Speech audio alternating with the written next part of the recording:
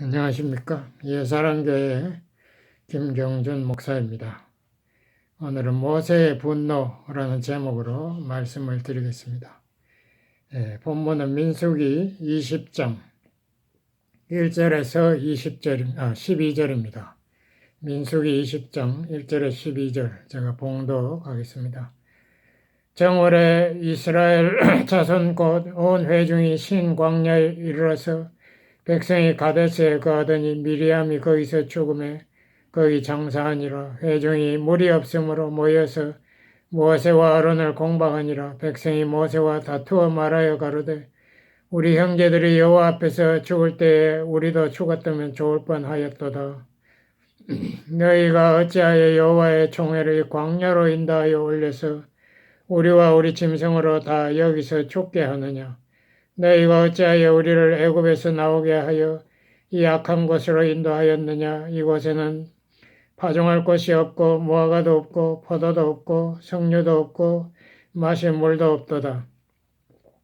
모세와 아론이 총회 앞을 떠나 회막문에 이르러 엎드리매 여호와의 영광이 그들에게 나타나며 여호와께서 모세에게 일러 가라사대 지팡이를 가지고 내 형 아론과 함께 회중을 모으고 그들의 목전에서 너희는 반석에게 명하여 물을 내라 하라. 내가 그 반석으로 물을 내게 하여 회중과 그들의 짐승에게 마시울지니라. 모세가 그 명대로 여호와의 앞에서 지팡이를 취하니라.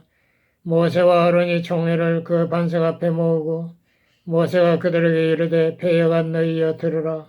우리가 너희를 위하여 이 반석에서 물을 내려 하고 그 손을 들어 그 지팡이로 반석을 2번 치매 물이 많이 솟아나오므로 회중과 그들의 짐승이 마시니라.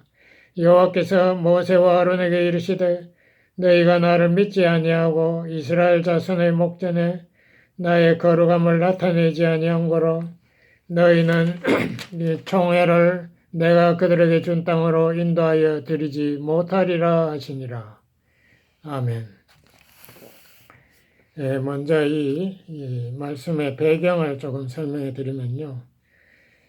이스라엘이 출애굽한 직후에 이제 시내산에서 율법을 받고 그 다음에 가데스로 올라갔습니다. 이거는 가나안 땅 바로 입구죠. 거기에서 시파이를 보냈는데 10명은 아주 위험하다. 거기 거인들이 있으니까 우리가 들어가면 전멸한다고 했고 이 여호수아와 갈렙 2명만 우리가 하나님이 함께 하심으로 능히 그 땅을 차지할 수 있다고 주장했지만 이스라엘 사람들이 이 2사람을 돌로 쳐 죽이려고 했습니다. 그래서 이제 하나님께서 이 이스라엘 백성을 야단치시고 너희 세대는 이 2사람 빼놓고는 한 사람도 가나안에 못 들어간다라고 선언해 버렸습니다. 그래서 40년 동안 광야에 헤매면서 다 그 세대가 죽을 때까지 기다린 거죠. 그래서 거의 40년이 됐는데 이제 다시 가데스에 돌아온 겁니다.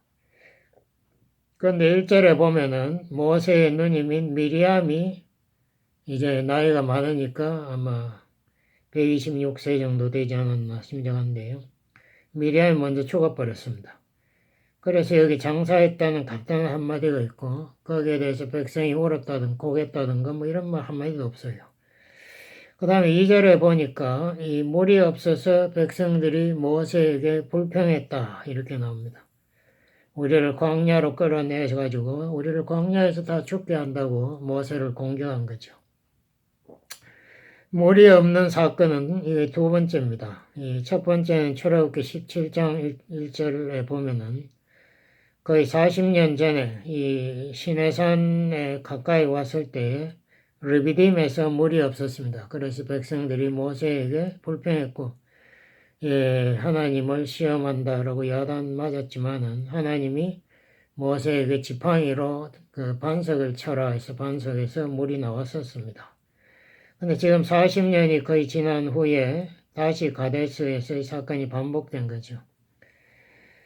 그때 모세가 이 소위 말해 지상에서 가장 온유한 자라고 성경이 말했지만은 그때 모세가 분노한 것을 볼 수 있습니다. 38년 동안 오랫동안 스트레스가 쌓인 거죠. 지금 자기 누님이 또 돌아가셨고 이 거의 38년 동안 이 온갖 상처를 받았지 않습니까? 백성들이 끊임없이 모세 원망하고 하나님 불신하고 그래서 이 해소되지 않은 많은 상처가 이 스트레스로 쌓인 겁니다. 소위 사역할 때 스트레스가 오면은 에너지가 고갈되지 않습니까? 그럼 영어로 번아웃가 되는 거죠. 이것을 제가 비유로 한다면은 지하에 아주 뜨거운 용암이 이제 서서히 올라오면은 그 압력, 배수 압력 때문에 결국은 화산이 폭발하지 않습니까? 마찬가지로 분노가 오랜 스트레스가 쌓여서 분노가 폭발하게 됩니다. 이것이 다른 사람에게 분노를 폭발할 수도 있고 어떤 사람은 또 어떤 물건에다가 폭발해요. 그 옛날에 본 맥켄로 선수, 테니스 선수가 화가 나면 그 테니스를 막 집어 던져 부숴버리고 또 심판에게 욕도 하고 뭐 이렇게 했지 않습니까? 근데 이 분노가 내 안으로 결국 다른 사람 무서우니까 공격 못하고 내 안으로 이렇게 막 나를 비난하고 이렇게 하면은 우울증으로 또 나에게 나타나게 됩니다. 그건 무서운 거지. 분노라는 게 참 무서운 거예요. 근데 모세는 여기에서 아주 그 역사를 퍼부으면서 이스라엘 백성들에게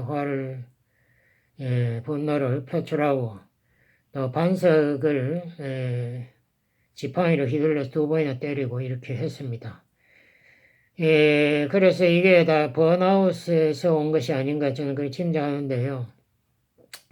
먼저 우리가 이 번아웃 되는 거, 이 에너지 고갈되는 거를 어떻게 막는가, 이 예방법에 대해서 조금 말씀드리면은, 이 성경에 보면은 우리가 이 삶의 우선순위가 먼저 확정되어야 된다. 이것이 나옵니다. 그러니까 뭐 바쁘게 사람이 자꾸 쫓겨 살면은 사람들 자꾸 이거 해주세요, 저거 해주세요, 그 따라다니면은 사람이 스트레스가 쌓이게 돼요. 그래서 우선 내가 내 삶의 목적이 뭔가 소명을 확실히 해가지고 예수님 말씀 마태복음 6장 3, 4절 너희는 먼저 그의 나라와 그의 의를 구하라. 이것을 먼저 하는 것이 중요합니다. 그렇게 우선순위를 하면은 스트레스가 줄어들어요. 그래서 내가 먼저 하나님께서 이 모든 것을 왕이시고 결정하신다. 나는 하나님의 뜻을 우선적으로 따르겠다. 이렇게 마음에 결단하는 것이 매우 중요하죠. 성경에 여기에 대한 예가 누가복음 10장 38절에 42절에 나옵니다. 이 예수님이 이 나사로의 집에 점심때 갑자기 도착했는데요. 13사람의 장정이 제자 12명 하니까 13사람 장정이 갑자기 들이닥치니까 마리아가 식사 준비하느라고 마음이 굉장히 번잡했다. 마음이 굉장히 이제 혼란스러워진 거죠. 그런데 보니까 자기 여동생 마리아가 예수님 밑에 딱 앉아가지고 말씀만 듣고 있는 거예요. 자기 도와주진 않고. 그래서 말하다가 분노가 터진 거죠. 그래서 예수님에게 가서 부탁합니다. 예수님, 제발 제 동생 마리아를 좀 야단치세요. 지금 내가 이렇게 바빠서 내가 지금 너무 지금 마음이 번잡한데 저 마리아는 하나도 도와주는 게 없고 예수님 앞에 앉아있네요. 그때 예수님 대답이 마리아가 좋은 것을 선택했으니까 그것을 뺏지 마라 이렇게 했어요. 그러니까 마리아는 자기 우선순위가 식사 뭐 준비하는 것도 중요하지만 그거보다도 예수님과의 말씀의 교제였거든요. 그러니까 그것을 마리아가 선택한 것은 예수님 잘했다고 칭찬한 겁니다. 그렇게 했기 때문에 마리아의 마음에는 기쁨과 평안이 있었지만 마르다의 마음에는 분노와 번잡함이 있었다. 그래서 이 우선순위가 참 우리에게 스트레스를 없애는데 중요합니다. 그리고 늘 먼저 아침에 일어나면 하나님과 대화하는 것이 중요하죠. 말씀을 듣고 기도를 하나님께 드리는 이 대화, 하나님과의 대화를 통해서 우리 마음에 예수님이 약속한 안식을 우리가 찾을 수 있습니다. 그리고 가급적이면 친한 사람들과 내 소문 내지 않는 그런 친한 사람들과 격려의 말을 나누고 또 위로의 말을 나누는 이 소통, 이 대화가 굉장히 중요합니다. 이렇게 해버리면 스트레스가 해소돼 버려요. 쌓이지 않죠. 근데 모세가 자기의 스트레스를 아론하고만 좀 해소했으면 좋은데 안 한 것 같아요. 그래서 이게 스트레스가 쌓인 거죠. 그리고 항상 우리가 쉬는 것도 필요합니다. 이 영어로 time off, 우리가 휴가를 미국 사람들 잘 가지더라고요. 휴가를 해서 스트레스를 날려버려야 돼요. 그것이 쌓이면은 우리 나중에 병이 되죠. 그리고 우리가 영어로 say no 하는 거. 우리가 사람들이 자꾸 나에게 이거 도와주세요, 저거 도와주세요 할 때, 그걸 다 들어주려고 하면 우리가 바빠집니다. 그래서 쫓기니까 우리에게 스트레스가 와요. 그럴 때는, 나에게 우선순위부터 내가 해야 되니까 오늘은 못 도와드리겠네요. 이거 한다고 해서 성도님들이 시험 든다. 뭐 그래도 하나님께 맡기고 하면 돼요. 그렇게 해야 스트레스가 쌓이지 않고 오히려 그 사람들을 제대로 도와줄 수가 있어요. 그리고 삶에 이 유머 감각이 꼭 필요한 것 같습니다. 영어로 take it less seriously. 너무 진지하게 자꾸 모든 걸 생각하면은 사람이 스트레스 받아요. 뭐 그렇게 할 수도 있겠지만 또 저렇게 될 수도 있지 않을까? 하나님께 맡기고 믿음으로 한번 이것을 해결해 보자. 뭐 이렇게 우리가 좀 웃어가면서 유머 감각을 살리면서 삶을 살아갈 때 이 긍정적인 생각을 하는 거죠. 그럴 때에 우리에게 스트레스가 사라집니다. 우리 한국 사람들은 일벌레라는 그런 말을 많이 듣죠.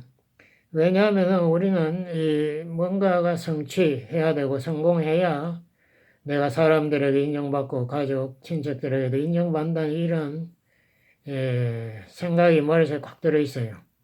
그러니까 내가 정신없이 그냥 밤늦게까지도 일을 하고 그렇게 해서 뭐를 이뤄야 내가 뭔가 가치 있는 삶을 산다는 착각 가운데 사는데 그렇지 않습니다.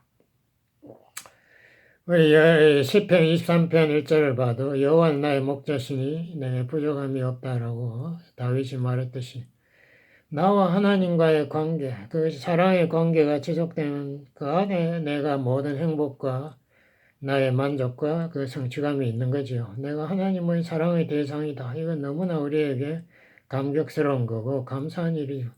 우리가 뭐 꼭 거기에서 내가 뭐 플러스 뭐를 더 해야 내가 행복해진다. 내가 돈을 좀 더 벌어야 행복해진다. 그렇지 않습니다.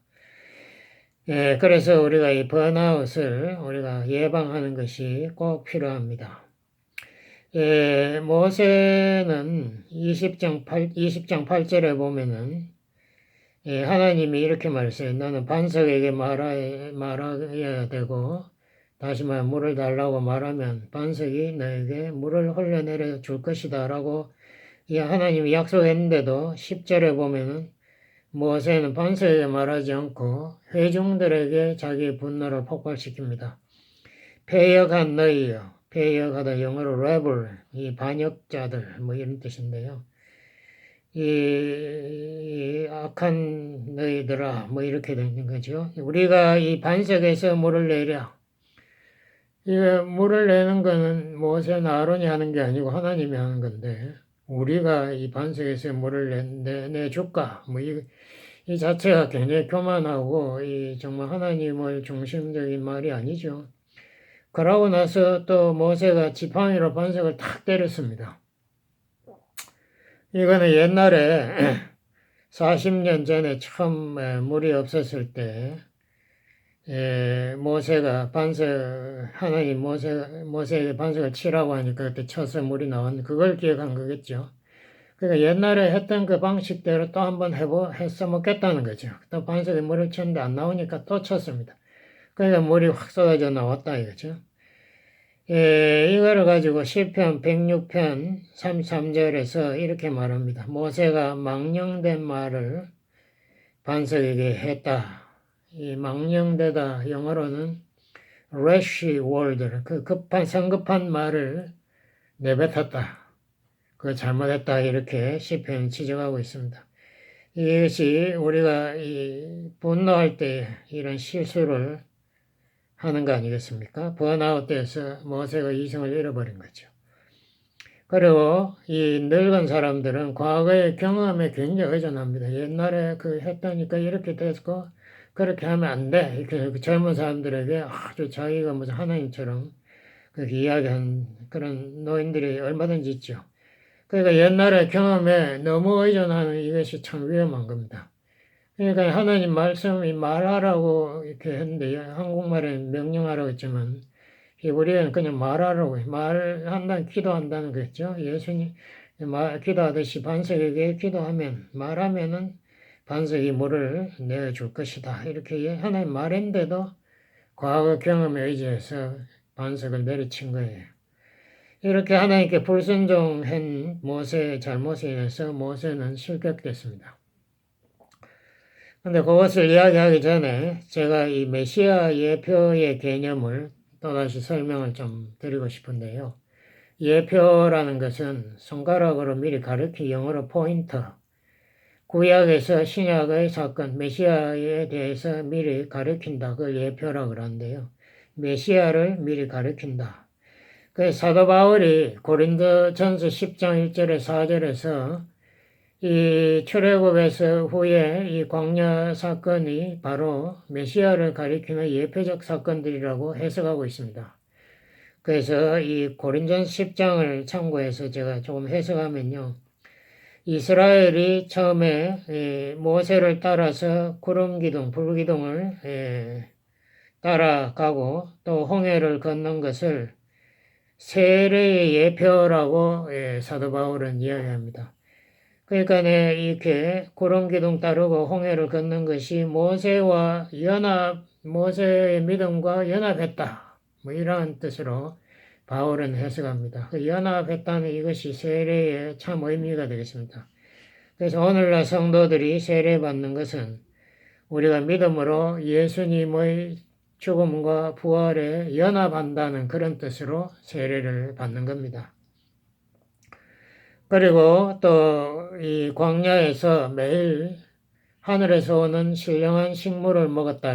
그래서 만나를 먹었다는 건데요.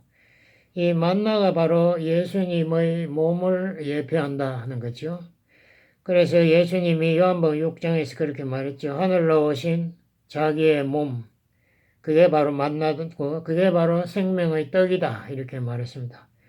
그래서 우리가 예수님을 믿음으로 영접한다는 말은 그 생명의 떡 되시는 예수님을 내 마음에 모신다.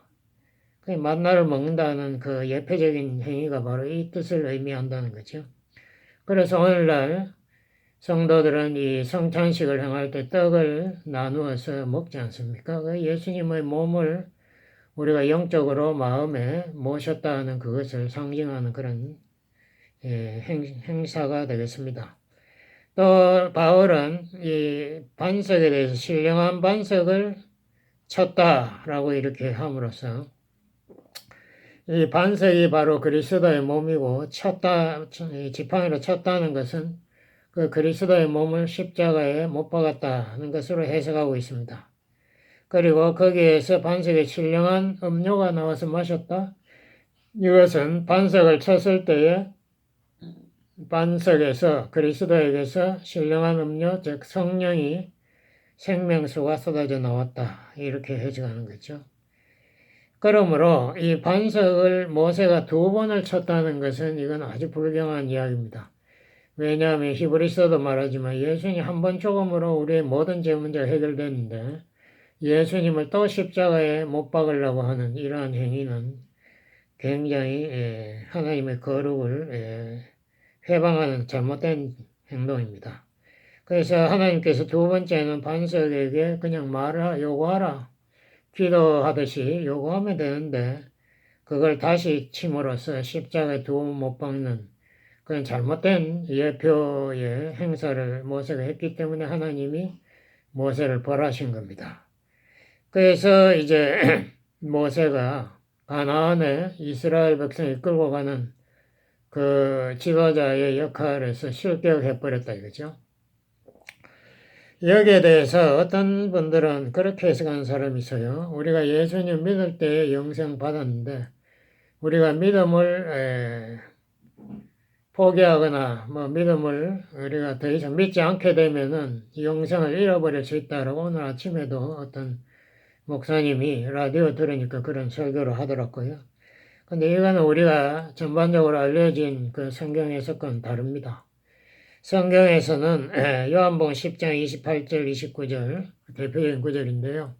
거기에 보면 우리 영생은 우리가 얻는 게 아니고 예수님이 우리에게 주시겠다. 믿는 자에게 주시겠다고 했고 그 영생을 전능하신 성부의 손이 보호하고 있고 또 우리를 위해서 자기 목숨을 바친 성자의 손이 보호하고 있다라고 이렇게 설명하고 있습니다. 그러니까 우리가 영생을 잃어버릴 수가 없죠. 전능하신 그 두 분 성부 성자가 우리의 영생을 보호하고 있고 또 거룩한 성령께서 우리 안에 내재하셔서 그 우리가 하나님 자녀란 도장을 꽉 찍었는데 우리가 어떻게 그거를 포기하거나 우리가 그걸 없앨 수가 없죠. 성경에는 그런 구절이 얼마든지 있습니다. 그래서 대표적인 요한복음 6장 39절 40절에도 보면은 예수님이 이런 약속을 합니다. 모든 믿는 자를 나에게 내가 받아들이겠고 한 사람도 내가 쫓아내지 않는다. 절대 한 사람도 내가 잃어버리지 않는다라고 예수님이 여러 번 거기에서도 말씀하고 있습니다.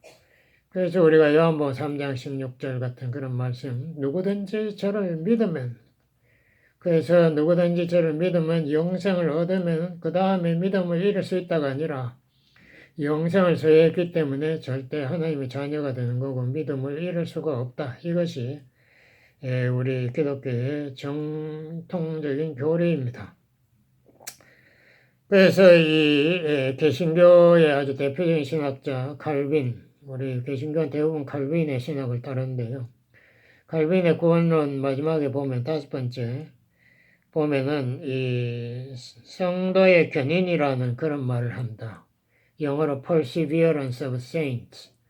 이게 잘못 들으면 마치 성도가 자기 그 믿음의 경주를 끝까지 간다는 성도의 노력으로 간다는 이런 말 같이 들리는데 그렇지 않아요. 그것이 설명을 자세히 보면은 성도는 하나님의 보호하심과 능력으로 반드시 그가 얻은 그 영생을 끝까지 보존한다는 이러한 뜻입니다. 그러니까 성도는 영생을 잃어버릴 수가 없다. 그게 성도의 견인입니다. 우리가 영생이라는 게 예수님 공로로 우리가 얻은 거고 예수님께서 우리의 구원을 완성하셨고 지켜주시고 마지막까지 보호하시는데 우리가 우리 마음대로 영생을 버려버리고 이렇게 할 수가 없는 겁니다. 그것을 버렸다는 것을 착각하는 거죠. 우리가 처음부터 안 믿은 사람이 믿는 척해서 떨어져 나가는 수가 가로 유다 같은 게 대표적인 예겠죠. 그렇지만 베드로같이 이미 예수님을 믿고 신앙 고백을 한 사람은 나중에 예수님 부인하고 이렇게 해도 절대 이 영생을 잃어버릴 수가 없어요. 예수님이 찾아와서 그 신앙을 회복시키지 않습니까? 사랑 고백하게 하고. 그것이 성서적인 정설입니다. 그럼 본문의 이야기는 모세가 가나안 입성을 인도할 그런 일꾼의 자격을 상실했다는 거지. 모세가 그러므로 천국에 못 들어간다 이 말이 아니지 않습니까? 사도 바울이 여기에 대해서 고린도전서 9장에 이런 말을 했습니다. 27절 제가 봉독하겠습니다. 내가 내 몸을 쳐서 복종케 함은 내가 남에게 복음을 전파한 후에 내가 도리어 버림이 될까 두려워하노라. 버림이 된다는 것은 구원을 잃는다는 것이 아니고 일꾼으로서의 자격을 상실한다. 내가 전도자 바울이 그런 말, 사도행전 20장 32절에 보면 자기는 자기 전도자군 선교사로서의 그 사명이 자기 생명보다 더 중요하다 이렇게 말했는데 그 사람이 생명 잃는 거 그걸 지금 관심을 가지고 있는 게 아니고 자기의 사명자로서의 역할을 잃어버린 이거에 사도 바울은 굉장히 예민합니다. 끝까지 자기가 달려갈 길을 다 완성했다고 디모데후서 4장에서 말하지 않습니까? 그 사도 바울의 마음은 그거밖에 없어요. 내가 하나님에게 받은 이 소명을 반드시 완수해서 내가 하나님께 영광을 돌리고 하나님께서 나에게 일꾼으로서 칭찬받는 면류관 받는 그거 지금 생각하고 있는 사도 바울이 자기 구원에 대해서 의심하고 이러는 건 없습니다. 근데 20장에 결국 이제 모세와 아론을 실격하고 난 다음에 12절에 보면, 20장 24절에 보면은 아론이 금방 호르산이라고 그 시내산 북쪽에 있습니다. 거기에 올라가서 죽어버려요. 그러니까 뭐 123세에 결국 죽어버리고, 모세도 조금 후에 신명기 34장 6절에 보면은 모압 땅, 근데 모산 근처가 아닌가 이렇게 생각하는데 죄송합니다. 모압 땅이라는 것은 이스라엘과 맞은편, 그러니까 요단강 동쪽에 있는 지금의 레바논 땅인데 거기에서 이 가나안 땅을 바라보면서 죽어버리죠. 그러니까 이제 결국은 사명이 끝났으니까 뭐 그 이상 살 이유가 없다는 거죠.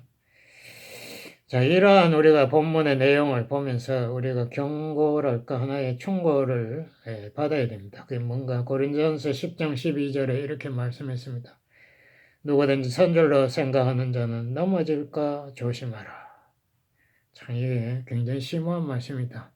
인간은 넘어진다 이거예요. 인간은 유한하고 연약하다. 다윗도 하나님의 마음에 합당하던 다윗도 넘어졌죠. 밧세바 목욕하는 거 보다가 그냥 엄청난 범죄, 살인죄, 간음죄를 저질렀죠. 예, 모세도 정말 40년 동안 잘했는데 마지막에 와가지고 한번 분노 그걸 다스리지 못해가지고 폭발하면서 그 바위를 두 번이나 내리치고 이렇게 함으로써 이 가나안에 들어가는 자격을 상실해버리는 뭐 이러한 큰 실수를 범합니다. 이것은 어떻게 보면 또 이러한 의미도 있습니다. 예표적으로 보면은 모세는 율법을 상징하죠. 율법을 우리에게 줌으로써 그 율법 언약을 전달한 사람. 예수님은 우리에게 이 율법과는 무관하게 예수님 자신이 속죄 제물이 됨으로써 언약의 피를 흘렸지 않습니까? 그러니까 새 언약의 이 중보가 되는 예수님. 그러니까 우리를 구원으로 인도할 분은 율법을 대표하는 모세가 아니고 새 언약, 우리에게 참 영생을 얻을 수 있는 그 예수님의 피로 사인한 그 새 언약을 우리에게 주신 그 예수님이 우리를 인도해야 된다. 그러므로 여호수아는 이름 자체가 예수하고 똑같습니다. 예수가 이 히브리어로 여호수아, 여호와 하나님이 구원이시다. 똑같은 말이죠. 그러니까 여호수아에게 이제 가나안 인도의 그 책임을 넘기지 않습니까? 그래서 모세는 죽어버리는 거죠. 율법으로는 안 된다는 것을 다시 한번 보여주는 겁니다. 예, 우리 기도하시겠습니다.